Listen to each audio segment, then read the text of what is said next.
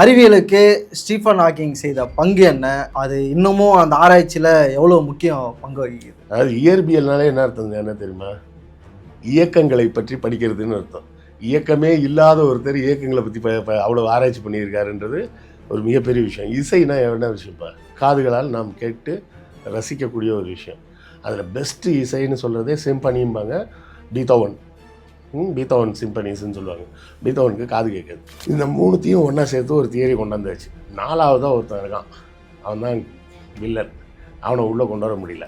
யாருன்னா gravitation force. ஏன்னா மற்ற எல்லா ஃபோர்ஸ்லேயும் 2 டைப் இருக்கும். ஒன்று நார்த்து, இன்னொன்று சவுத்து. ஒன்று பாசிட்டிவ், ஒன்று நெகட்டிவ். கிராவிட்டியை பொறுத்தவரை ஒன்லி புல் மட்டும்தான், புஷ்ஷுன்னு ஒன்று கிடையவே கிடையாது. எதுவும் மேலே எழும்பி போகாது அதுவா? ஆமாம், கிராவிட்டி என்ன பண்ணும்? இழுக்க மட்டும்தான் செய்யும். விளக்குமா அப்படின்னா அப்படி ஒன்று இல்லை. 4வது டைமென்ஷன் ஒன்று இருக்குது. ஃபிசிக்ஸை பொறுத்தவரை 4th டைமென்ஷன்றது வந்து டைம்னு சொல்லுவாங்க. அதாவது ஸ்பேஸ் டைம் கண்டினியூம். அதாவது இதே வீடு, இது இன்றைக்கி இப்படி இருக்குது, நேற்று வேறு மாதிரி இருந்தது, நாளைக்கு வேறு மாதிரி இருக்கும். அதை ஒரு 4th கோஆர்டினேட்டாக டீன்னு சொல்லி சேர்த்து ஃபிசிக்ஸில் இப்போதைக்கு கால்குலேஷனில் 4th டைமென்ஷன் சொல்லுவாங்க. நான் சொல்கிற 4th டைமென்ஷன் அது கிடையாது. XYZக்கு மாதிரியே இன்னொரு பர்பண்டிகுலராக, இந்த 3க்கும் பர்பண்டிகுலராக செங்குத்தாக இருக்கக்கூடிய இன்னொரு ஆக்சிஸ் இருந்ததுன்னா அந்த உலகம் எப்படி இருக்கும்? இப்போ இவர் வந்து என்ன சொல்கிறாருன்னா, இந்த வெளின்னு ஒன்று இருக்குல்ல, அதில் வந்து கிராவிடேஷன் ஃபோர்ஸ் இழுக்குதுன்னு சொல்கிறோம். அது அப்படி இல்லை, கண்ணுக்கு தெரியாத கயிறுகளால் ஒன்றோட ஒன்று பிணைக்கப்பட்டிருக்கு அப்படின்னு ஒரு தியரியை சொல்கிறாரு. இன்னொரு தியரி என்ன சொல்லுவாருன்னா, பிளாக் ஹோல்லேருந்து எதுவுமே தப்பிச்சு வெளியே வர முடியாது, லைட்டு கூட வர முடியாது வெளியே. அதனால தான் அதை வந்து பிளாக் ஹோல்னு சொல்கிறாங்க. அதாவது இப்போது அங்கே இருக்கக்கூடிய கிராவிடேஷன் ஃபோர்ஸ், அந்த பிளாக் ஹோலில் இருக்கக்கூடிய அந்த புவியீர்ப்பு விசை இருக்குல்ல, அது எந்த அளவுக்கு இருக்குன்னா லைட்டை கூட வெளியே போடாமல் உள்ளே பிடிச்சி இழுத்துக்கும். அந்த பிளாக் ஹோல்லேருந்து எமிஷன் வரும், ஒரு குறைஞ்சபட்சத்தில் ஒரு சில கதிர்வீச்சு வெளியே வரும் அப்படின்னு தியரிட்டிக்கலாக அவர் தான் ஃபஸ்ட்டு ப்ரூவ் பண்ணுறாரு. நக்கல்லாம் பயங்கர நக்கலாக இருக்கும். கடவுள்னு ஒருத்தர் இருந்தால் கூட இந்த ஃபிசிக்ஸ் லாஸ்க்கெல்லாம் உட்பட்டு தான் அவர் வேலை செய்ய முடியும். அதை தாண்டி அவரால் வேலை செய்ய முடியாது. E=mc² மாற்றி கடவுளால் ஒன்று பண்ணிட முடியாது. ஏன்னா சிஸ்டமே அப்படிதான். ஒரு பேர் சென்னைக்கு வராரு, மறைக்காயர். யார் இவர்? அறம் நாடு பார்வையாளர்களுக்கு வணக்கம். இன்று நம்ம இணைந்திருக்கும் சிறப்பு விருந்தினர் எழுத்தாளர் கிருஷ்ணவேல் அவர்கள். வணக்கம்மா. வணக்கம் சுபாஷ். இயற்பியல் அறிவியலில் அதில் ஒரு பகுதி, அது குறித்து பல ஆய்வுகள், அது குறித்து பேசுனா ஒரு கடல் மாதிரி. அதில் ஒரு மிகப்பெரிய பங்களிப்பை செலுத்தியவர் தான் ஸ்டீஃபன் ஹாக்கிங். அறிவியலுக்கு ஸ்டீஃபன் ஹாக்கிங் செய்த பங்கு என்ன, அது இன்னமும் அந்த ஆராய்ச்சியில் எவ்வளோ முக்கியம் பங்கு வகிக்குது? ஸ்டீஃபன் ஹாக்கிங் பற்றி நம்ம தெரிஞ்சுக்கிறதுக்கு முன்னாடி முக்கியமாக இன்னொன்று தெரிஞ்சுக்கணும். கட் அப்படின்னு பேர். கட், GUT அப்படின்றது ஷார்ட் ஃபார்ம். இந்த கட் அப்படின்னு சொன்னால் வேறு ஒன்றும் இல்லை, கிராண்ட் யூனிஃபைடு தியரி அப்படின்னு ஒரு தியரி. அந்த தியரி மூலமாக என்ன சொல்ல விருப்பப்படுறாங்க அப்படின்னு பார்த்தோம்னா, நேச்சுரல் ஃபோர்ஸஸ், இயற்கையாகவே இருக்கக்கூடிய ஃபோர்ஸஸ்ன்னு எடுத்தோம்னா கிராவிடேஷனல் ஃபோர்ஸ், மேக்னெட்டிக் ஃபோர்ஸ், அப்புறம் week electromagnetic force, strong electromagnetic force அப்படின்னு 4 வகையாக பிரிப்பாங்க. சிலர் வந்து அதை நியூக்ளியர் ஃபோர்ஸ்ன்னு சொல்லுவாங்க. பட் ஜென்ரலாக சொல்கிறது வந்து எலக்ட்ரோமேக்னெட்டிக் ஃபோர்ஸை தான் சொல்லுவாங்க. இதில் வந்து பார்த்திங்கன்னா எலக்ட்ரிசிட்டியும் மேக்னட்டிசத்தையும் கம்பைன் பண்ணுறதுக்கு வழியை கண்டுபிடிச்சிட்டாங்க. சரியா? ஏன்னா வந்து பார்த்திங்கன்னா ஒரு காந்த புலத்துக்குள்ளே ஒரு மின்சாரத்தை செலுத்தினோம்னா அந்த காந்தம் வந்து மூவ் ஆகும். அதுதான் ஃபேன்.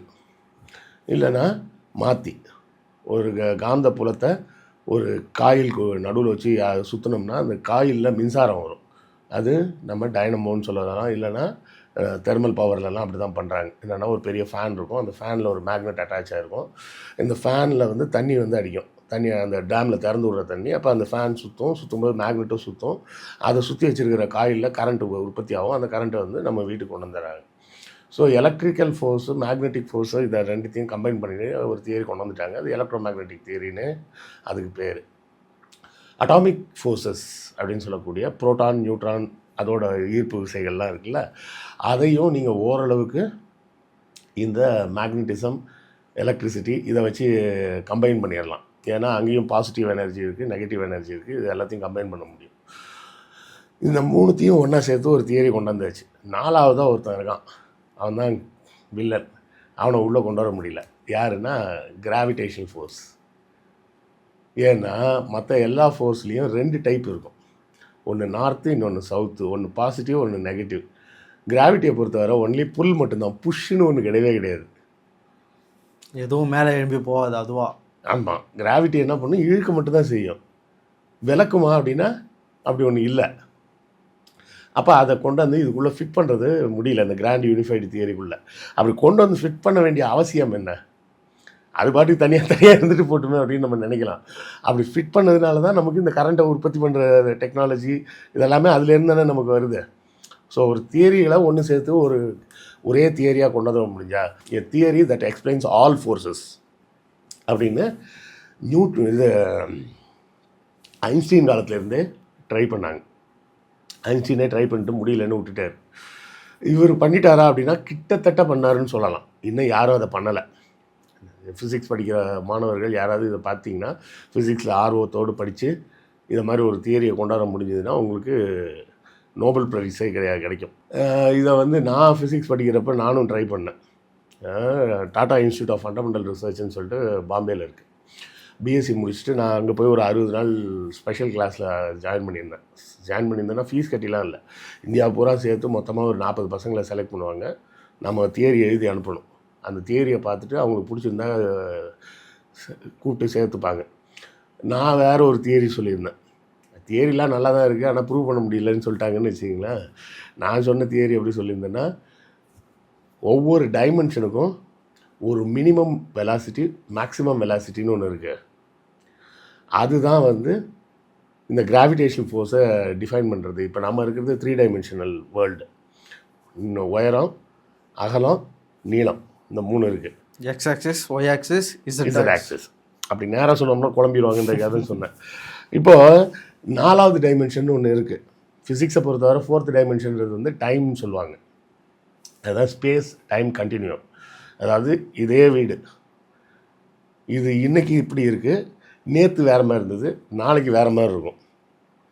அதை ஒரு 4th கோஆர்டினேட்டாக டீன்னு சொல்லி சேர்த்து ஃபிசிக்ஸில் இப்போதைக்கு கால்குலேஷனில் 4th டைமென்ஷன் சொல்லுவாங்க. நான் சொல்கிற 4th டைமென்ஷன் அது கிடையாது. எக்ஸ்ஒய்ஸருக்கு மாதிரியே இன்னொரு பர்பண்டிகுலராக, இந்த 3க்கும் பர்பண்டிகுலராக செங்குத்தாக இருக்கக்கூடிய இன்னொரு ஆக்சிஸ் இருந்ததுன்னா அந்த உலகம் எப்படி இருக்கும் அப்படின்னு நான் ஒரு தியரி சொல்லியிருந்தேன். அந்த 4th டைமென்ஷன் வேர்ல்டில் பார்த்தோன்னா வெலாசிட்டி ஆஃப் லைட்டு தான் அங்கே 0 வெலாசிட்டியாக இருக்கும். அது குறைஞ்ச டைமென்ஷனில் எது அதிகமான வெலாசிட்டியோ அது அதுக்கு மேலே இருக்க டைமென்ஷனில் இருக்கிறதுலே 0 வெலாசிட்டியாக இருக்கும். அதுக்கு மேலே அங்கே வந்து வேறு ஒரு ஹையர் வெலாசிட்டி இருக்கும். அந்த மாதிரி போட்டு ஒரு எக்ஸ்ப்ளனேஷன் கொடுத்து மொத்தம் ஒரு 11 டைமென்ஷன்ஸ் வர முடியும். ஆனால் அந்த 11 டைமென்ஷன்ஸில் கிட்டத்தட்ட ஒரு 7 டைமென்ஷன் வந்து ஒன்றுக்கு ஒன்று உள்ள மர்ஜ் ஆகிடும் அப்படின்னா அது ஒரு தியரின்னு வச்சிங்களேன். நான் அப்போ யோசித்து சொன்ன தியரி. இப்போ ஸ்டீஃபன் ஹாக்கிங்க்கு உடல் ரீதியாக என்ன ஆச்சு அது சொல்கிறேன். அவர் வந்து 1959 பிறந்தவர். பிறந்து படிக்க ஆரம்பிக்கிறாரு. ஃபிசிக்ஸ் தான் அவருக்கு ரொம்ப பிடிச்சது. மேக்ஸும் படிக்கிறாரு. அஸ்ட்ரோஃபிசிக்ஸ் அவர் ஆக்சுவலாக சொல்லப்போனால் ஃபிசிக்ஸ்லேயே நிறைய டிபார்ட்மெண்ட்ஸ் இருக்குது. அதில் இவர் அஸ்ட்ரோஃபிசிக்ஸ். அந்த ஆஸ்ட்ரோஃபிசிக்ஸில் வந்து அவர் என்ன பண்ணுறாரு, சில பல சப்ஜெக்ட்ஸ் எல்லாம் படிக்கிறாரு. ட்ரினிட்டி காலேஜ்னு சொல்லி கேம்பிரிட்ஜ் யூனிவர்சிட்டியில் ரொம்ப ஃபேமஸான இடம், அங்கே தான் படிக்கிறாரு. அப்போ அவருக்கு வந்து கிட்டத்தட்ட ஒரு 21 வயது இருக்கும்போதே என்ன சொல்லிட்டாங்க, மோட்டார் நியூரான் டிசீஸ்ன்னு சொல்லிட்டு ஒரு வியாதி உங்களுக்கு ஆன்செட் ஆயிடுச்சு, நீங்கள் இன்னும் அதிகபட்சம் வந்து ஒரு 6-7 வருஷம் உயிரோடு இருந்தாங்கனாலே பெரிய விஷயம் அப்படின்னு சொல்லிட்டாங்க. அப்போ எந்த வயசில் இதை சொல்கிறாங்க? அவருக்கு ஒரு 20-21 வயசு இருக்கும்போதே. அப்போ அவரில் ஒரு பொண்ணை லவ் பண்ணிகிட்டு இருக்கிறாரு. அவங்களும் இதெல்லாம் தெரிஞ்ச அவரை கல்யாணம் பண்ணிக்கிறாங்க. கொஞ்ச நாள் ஒன்றா வாழ்கிறாங்க. அப்புறம் டைவர்ஸ் பண்ணாங்க. அப்புறம் திரும்ப இன்னொரு கல்யாணம் பண்ணார். அதெல்லாம் இருக்குதுன்னு வச்சிங்களேன், பர்சனல் லைஃப். அதுக்குள்ளே போக வேணாம். ஆனால் அவரோட சுயசரிதை மாதிரி ஒரு புக்கிலேயே அவரே சொல்லியிருக்கிறாரு. என்னென்னா, அப்போல்லாம் எனக்கு வந்து லைஃப் வந்து பெருசாக தெரியல, சீக்கிரம் செத்துருவேன்னு சொன்னோடனே தான் இருக்கிற டைமை யூஸ்ஃபுல்லாக எதாவது பண்ணுவோமே அப்படின்னு சொல்லிட்டு ரிசர்ச் ஆரம்பிக்கிறார். ஆரம்பித்து அவர் சொன்ன விஷயம் என்னென்னா, ஸ்ட்ரிங் தியரி அப்படின்னு ஒன்று சொல்கிறார். அதெல்லாம் எக்ஸ்பிளைன் பண்ணோம்னா யாருக்கும் புரியாது. ஸ்ட்ரிங் தியரினா கண்ணுக்கு தெரியாத ஒரு கயிறுகளால் இந்த உலகம் முழுக்க கட்டி போடப்பட்டிருக்கு. அதாவது நான் இப்போ ஒன்று சொன்னால் உங்களுக்கு புரியுமான்னு தெரியல, எப்படி புரிய வைக்கிறதுன்னு எனக்கு தெரியல. ஸ்பேஸ்னால் என்னது? ஸ்பேஸ்னால் வெளி. வெளி 2 பொருள் இருக்குது, அதுக்கு நடுவில் இருக்கிற இடத்த இடைவெளின்னு சொல்கிறோம். எதுவுமே இல்லாமல் இருந்ததுன்னா அது வெளி அப்படின்னு சொல்கிறோம். வானத்தில் இருந்தால் விண்வெளின்னு சொல்கிறோம். இப்போ இவர் வந்து என்ன சொல்கிறாருன்னா, இந்த வெளின்னு ஒன்று இருக்குல்ல, அதில் வந்து கிராவிடேஷன் ஃபோர்ஸ் இழுக்குதுன்னு சொல்கிறோம். அது அப்படி இல்லை, கண்ணுக்கு தெரியாத கயிறுகளால் ஒன்றோட ஒன்று பிணைக்கப்பட்டிருக்கு அப்படின்னு ஒரு தியரியை சொல்கிறாரு. இன்னொரு தியரி என்ன சொல்லுவாருன்னா, பிளாக் ஹோல்லேருந்து எதுவுமே தப்பிச்சு வெளியே வர முடியாது, லைட்டு கூட வர முடியாது வெளியே.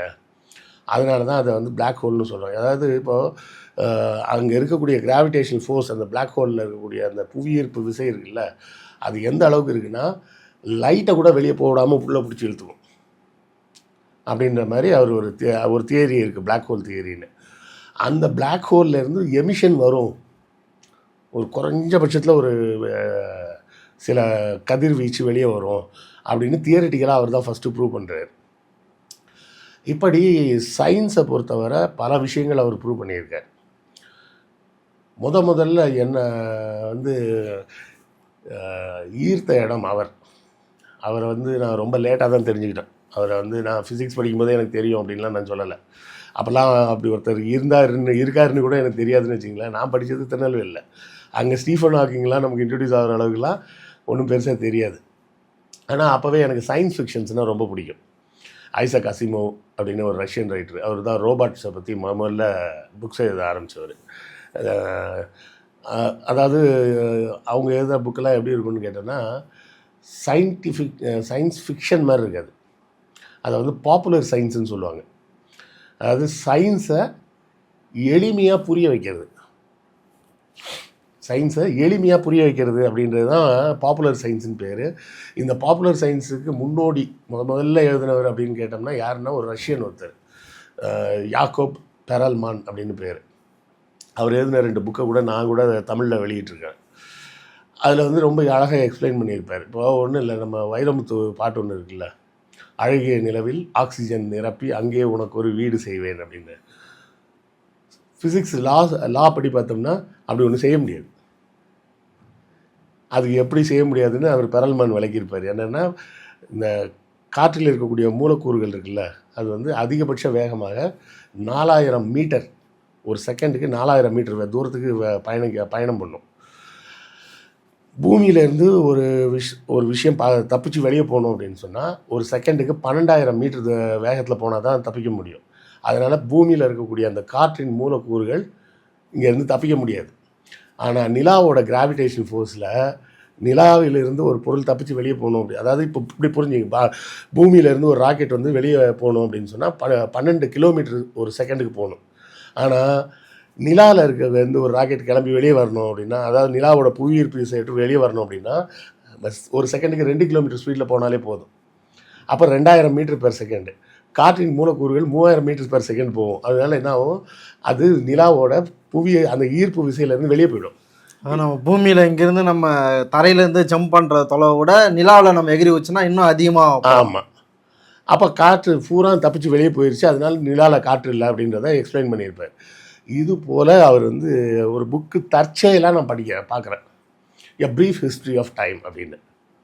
எங்கேயோ படித்தேன், யாரோ ஒரு ஸ்டீஃபன் ஹாக்கிங்னு ஒருத்தர் எழுதியிருக்காரு ப்ரீஃப் ஹிஸ்ட்ரி ஆஃப் டைம் அப்படின்னு படித்தேன். சரினா அந்த புக்கை தேடி பிடிச்சி, நமக்கு அப்போ புக் வாங்குறதுக்கெல்லாம் காசு பத்தாது, வருமானம்லாம் ரொம்ப கம்மி. பிளாட்ஃபார்மில் பார்த்தீங்கன்னா சீப் எடிஷன் ஒன்று போடுவாங்க, அதாவது டூப்ளிகேட் எடிஷன், பைரசி. அதாவது திருட்டு விசிடின்னு சொல்கிறாங்களா, அதுமாதிரி திருட்டு புக்கு. அது என்னென்னா, அந்த ஒரிஜினல் பப்ளிஷர் வந்து என்ன பண்ணியிருப்பான், இப்போ பிரிண்ட் பண்ணி அவன் 300 400 விற்றுக்கிட்டு இருப்பான். இவங்க அதை இங்கே லோக்கல் அந்த புக்கு நல்லா விற்கிதுன்னு தெரிஞ்சோடனே என்ன பண்ணுவாங்க, ஒரு 1000 காப்பி இங்கே லோக்கல் அடிச்சிடுவாங்க. அடித்து அதை 30 40 விற்றுட்டு இருப்பாங்க. அப்படி தான் அந்த புத்தகத்தை வாங்கி படிக்கிறேன். படித்தா மிரட்டிட்டாள். அதாவது காலத்தை எக்ஸ்பிளைன் பண்ணுறது, காலம் அப்படின்னு, அதாவது நீளத்தை எப்படி சொல்லுவேன், எப்படி சொல்லலாம், லென்த்து மீட்ரு, அது வந்து அளக்கிற முறை. ஓகே, வெறுமனா நீளம்னு எக்ஸ்பிளைன் பண்ணு அப்படின்னா 2 புள்ளிகளுக்கு நடுவில் உள்ள தூரம், புரியுதா, 2 புள்ளிகளுக்கு நடுவில் இருக்கிற தூரம் நீளம்னு சொல்லிடலாம். எடைன்றதை எப்படி சொல்லலாம், ஒரு பொருளை தூக்கி தண்ணிக்குள்ளே போட்டோம்னா எவ்வளோ தண்ணி வெளியேறுதோ அவ்வளோ எடைன்னு நம்ம வச்சு ஒரு குத்துமைப்பாக அப்படி சொல்லிக்கலாம். காலம்ன்றதை எப்படி சொல்லுவது, இதே மாதிரி அது செகண்டு, மினிட்டு, அவர்லாம் சொல்லக்கூடாது. காலம்னா என்னன்னு சொல்லு. காலம்னா ஒன்றும் கிடையாது. இப்போ நம்ம தம்பி கேமராவை ஆன் பண்ணதுக்கும் போயிட்டு சாப்பிட்டு திரும்பி வந்ததுக்கும் நடுவில் உள்ள ஒரு கேப் இருக்குல்ல, அந்த இடைவெளி தான் காலம்ன்றது. அவ்வளோ அழகாக சிம்பிளாக அதில் எக்ஸ்பிளைன் பண்ணியிருப்பார். பண்ணி நிறைய விஷயங்கள் அதில் வரும். அதில் எனக்கு ரொம்ப பிடிச்சதே வந்து அதில் ஒரு ஜோக் அடிச்சிருப்பார் அந்த புக்கில், ப்ரீஃப் ஹிஸ்ட்ரி ஆஃப் டைமில். என்னென்னா, ஒரு சர்ச்சில் வந்து ஒரு ஃபாதர் வந்து உலகம் எப்படி உருவாக்கப்பட்டது அப்படின்றதெல்லாம் சொல்லிவிட்டு, உலகம் வந்து அப்படி ஒரு அரை கோளமாக இருக்குது, அதை வந்து ஒரு ஆமை வந்து முதுகில் தாங்கிட்டு இருக்குது. உடனே ஒரு பையன் இருந்துச்சு கேட்டானா, அந்த ஆமை எது மேலே இருக்குது அப்படின்னு. அது இன்னொரு ஆமைக்கு மேலே நிற்கிது. அப்போ அந்த ஆமைன்னா அது அப்படியே ஆமையாக வரிசையாக ஒரு பெரிய தூண் அது அதுக்கு முடிவே இல்லை, அவ்வளோ பெரிய தூணில் அது நிற்கிது அப்படின்னு கேட்டோடனே, சரிங்க இப்போ கடவுள் தான் உலகத்தை படைத்தார் அப்படின்னு சொன்னால், உலகத்தை படைக்கிறதுக்கு முன்னாடி கடவுள் என்ன செஞ்சிட்டு இருந்தார்? ஏன்னா கடவுள் உலகத்தை படைச்சதுக்கப்புறம் தான் காலம்னு ஒன்று உருவாகுது. அப்போ அதுக்கு முன்னாடி அவர் என்ன பண்ணிகிட்டு இருந்தார் அப்படின்னு கேட்டோடனே அந்த ஃபாதர் சொன்னாருன்னு இவர் எழுதியிருப்பார் நக்கலை, இந்த மாதிரி கேள்வி கேட்குறவனுக்கெல்லாம் நரகத்தை படைச்சிட்டு இருந்தார் அப்படின்னு சொல்லி அந்த இதில் சொல்லியிருப்பார். நக்கல்லாம் பயங்கர நக்கலாக இருக்கும். அதாவது கடவுள்னு ஒருத்தர் இருந்தால் கூட இந்த ஃபிசிக்ஸ் லாஸ்க்கெல்லாம் உட்பட்டு தான் அவர் வேலை செய்ய முடியும். அதை தாண்டி அவரால் வேலை செய்ய முடியாது. இயற்பியல் கோட்பாடுகளுக்கு உட்பட்டு தான் E=mc² மாற்றி கடவுளால் ஒன்று பண்ணிட முடியாது. ஏன்னா சிஸ்டமே அப்படி தான். அதை வந்து கிராண்ட் டிசைன் அப்படின்னு சொல்லிட்டு ஒரு புக்கில் எழுதியிருப்பார். இது மாதிரி கிட்டத்தட்ட அவர் வந்து ஒரு 13 புத்தகம் எழுதியிருக்கிறார். 1 2லாம் இல்லை, 13 புக்கு எழுதியிருக்கிறாரு. பென்ரோஸ்ன்னு சொல்லிட்டு அவரோட கலீக் ஒருத்தவங்களோட சேர்ந்து எழுதியிருக்கிறாரு. இதில் இன்னொரு அட்வான்டேஜ் என்னன்னு, டிஸ்அட்வான்டேஜ் அவருக்கு என்னென்னா, முதல்ல கொஞ்சம் கொஞ்சமாக கால் இயக்கம் போச்சு. அப்புறம் வீல் சேரில் உட்காந்தார். அந்த வீல் சேரை மோட்டரைஸாக பண்ணி கையால் இயக்கிக்கிட்டே எல்லா இடத்துக்கும் போயிட்டு வந்துட்டு இருந்தார். கைகளும் இயங்காமல் போயிடுச்சு. அப்புறம் டெக்னாலஜியை யூஸ் பண்ணி ஒரு கம்ப்யூட்டர் ஒன்று செஞ்சு அந்த கம்ப்யூட்டரை அவர் வண்டியிலே மாட்டிப்பார். இப்போ ChatGPT வாய்ஸ்லாம் வருது இல்லை, அது மாதிரி அதுக்கு ஒரு வாய்ஸ் கொடுத்துட்டாரு. இவர் கண்ணில் ஒரு கண்ணாடி போட்டிருப்பார். இவரோட கண் இமையோட அசைவு இருக்குல்ல, அந்த அசைவை வச்சே அவர் கமாண்ட் கொடுக்க முடியும். கொடுத்தா வண்டி மூவ் ஆகும், முன்னாடி வரும், பின்னாடி வரும். அவர் சொல்கிற ஃபார்முலாவே எழுதும், புஸ்தகம் எழுதும். எல்லாமே அவர் வெறும் டெக்னாலஜியை நம்பியே வாழ்ந்தார். 6-7 வருஷத்தில் செத்துருவீங்கன்னு சொன்ன ஆள் 65 வயசு வரை இருந்தார். 60 வயசுலாம் தாண்டி தான் கிடையாது, அதுக்கப்புறமா தான் இறந்து போனார். அப்பேற்பட்டவர். அதாவது என்ன சொல்கிறதுனா, அவர்கிட்டேருந்து நம்ம என்ன கற்றுக்கலான்னா, ஒரு விஷயத்துக்கு மேலே நமக்கு இன்ட்ரெஸ்ட் இருக்குதுன்னு வச்சுக்கோங்க. அதாவது இயற்பியல்னாலே என்ன அர்த்தம் என்ன தெரியுமா? இயக்கங்களை பற்றி படிக்கிறதுன்னு அர்த்தம். இயக்கமே இல்லாத ஒருத்தர் இயக்கங்களை பற்றி அவ்வளோ ஆராய்ச்சி பண்ணியிருக்காருன்றது ஒரு மிகப்பெரிய விஷயம். இசைனா என்ன விஷயம்ப்பா? காதுகளால் நாம் கேட்டு ரசிக்கக்கூடிய ஒரு விஷயம். அதில் பெஸ்ட்டு இசைன்னு சொல்கிறதே சிம்பனிம்பாங்க. பீத்தோவன் சிம்பனிஸ்ன்னு சொல்லுவாங்க. பீத்தோவனுக்கு காது கேட்காது, அவருக்கு காது கேட்காது. யோசிப்பார். அவங்க வந்து இசையை வந்து கண்ணாலே பார்க்குறாங்க, கண்ணாலே பார்த்து காது கேட்காமையே பக்கமாக நோட்ஸ் சிம்பனிக்கு எழுதி கொடுத்துருக்கிறாரு. அதை போய் வாசிக்கிறாங்க, அப்படி சூப்பராக இருக்குது. ஆனால் காது கேட்காது அவருக்கு அப்படின்றத அந்த கண்டக்ட் பண்ணுறவங்களாலே நம்ப முடியல. கண்டக்ட் பண்ணி முடிச்சதுக்கப்புறம் இப்படி ஒரு இசையா அப்படின்னு. அதுபோலத்தான் இவரையும் நம்ம சொல்லணும். இயக்கங்களை பற்றி படிக்கக்கூடிய ஒரு மனிதருக்கு உடலில் எந்த பகுதிகளும் இயங்காது. நம்ம ஏற்கனவே கூட ஒரு தடவை பேசும்போது சொல்லியிருக்கோன்னு நினைக்கிறேன். இதே ஸ்டீஃபன் ஹாக்கிங் தான் சொன்னது ஏலியன்ஸை பற்றி. ஏலியன்ஸ்னு ஒருத்தங்க இருந்தால் கூட அவன் இங்கே வராமல் இருந்தால் தான் நல்லது நமக்கு. ஏன்னா இங்கே அவனால் வர முடியுது அப்படின்னு சொன்னால் அவன் நம்மளோட டெக்னாலஜியில் அட்வான்ஸாக இருக்கான்னு அர்த்தம். அப்படி எப்போதும் ஒரு தொழில்நுட்பத்தில் கம்மியாக இருக்கக்கூடிய கூட்டத்தை இன்னொரு கூட்டம், அது தொழில்நுட்பத்தில் முன்னேறிய கூட்டம் வந்ததுன்னா இவர்களை அடிமையாக்கும்.